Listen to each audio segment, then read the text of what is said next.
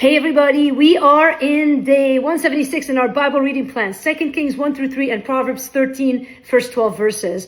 We are starting, I believe, the 20th book of the Bible, 19 down and 20 to go, or not 20 to go, make the math, but basically exciting reading today. A lot of different stories. We start off with the last story of Elijah, who is angry, mad, frustrated at the king Ahaziah, who gets sick, and instead of seeking God in his illness, he sends to Beelzebub, the god of Ekron. And so Elijah sends a message that says, hey, you're going to die. The verse is so strong. I love this. This was one of the highlights of my reading. In chapter 1, verse 3, he says, is it because there is no God in Israel that you are going to inquire of Beelzebub, the god of Ekron? And we ought to ask ourselves that. Where are we seeking help today? And don't we know that there is a God who can answer? And so the king is mad, and he sends soldiers to, he finds out the prophecy came from Elijah, and then he sends him soldiers 3 different times. And the first 2 times Elijah prays and fire comes down and those soldiers are killed. And by the third guy, he comes crawling and is like, please don't kill me, but I have a message from the king. And so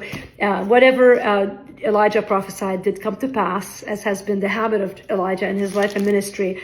I just love this man and his ministry. And so Elisha, his mentee, is about to take over. But before that, Elijah is going to be taken up into the heaven. How? Well, through fire, a chariot of fire this time. The Lord is so good to kind of reinforce that this is a man who honored God, and everything that he did was by the power of the Spirit. And Elisha's request to his mentor is when Elijah says to Elisha, what do you want as I die here, as I leave, as I get transitioned to heaven?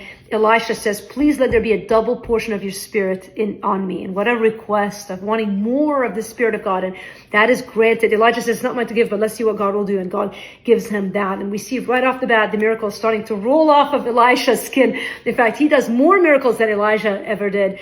And the first one is chapters 2, verse 14. He strikes the water and it parts. And then there's a cursing incident where people are mocking him for his baldness, and he curses those kids. And then we start seeing more and more miracles. Of course, he prophesies the miracle in chapter 3 where there's a drought. Now there's a war there's this coalition. Moab goes against Israel. And so there's 3 kings that join forces to fight the Moabites.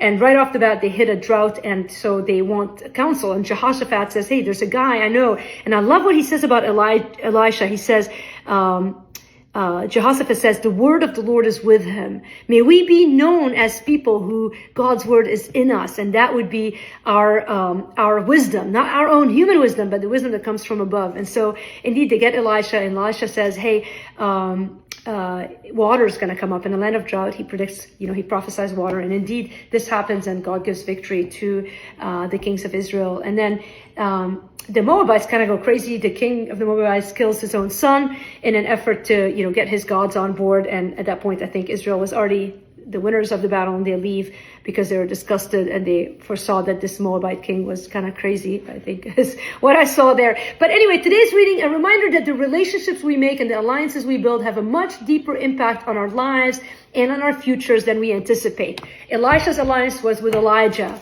That was a good alliance. And the kings who sought the counsel of the men of God did well. Those who did not, who sought the help of the God of the world, ended up suffering for it. So who are you aligning your life with today? May it be with people of the word. Love you guys.